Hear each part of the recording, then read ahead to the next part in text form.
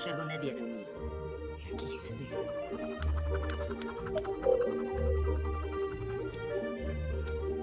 Ani jsem se nepředstavil. Jmenuji se Evžen. Kolikrát ti mám říkat, že žádný dítě nemám. A nikdy jsem neměl.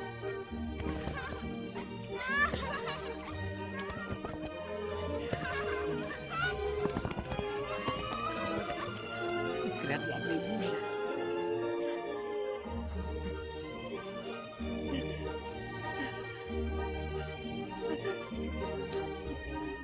Nechte mi tady telefon, kdyby se něco... Ty chodáku.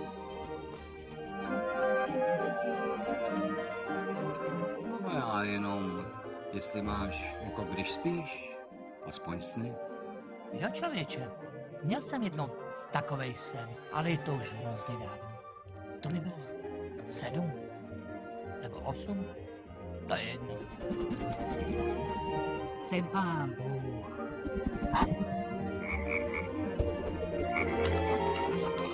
Všechno je dědičný.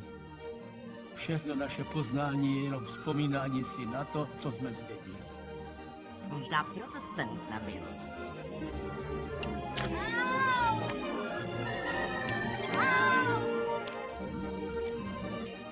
Sen je druhý život. Gerard de Nerval. A někdy i první.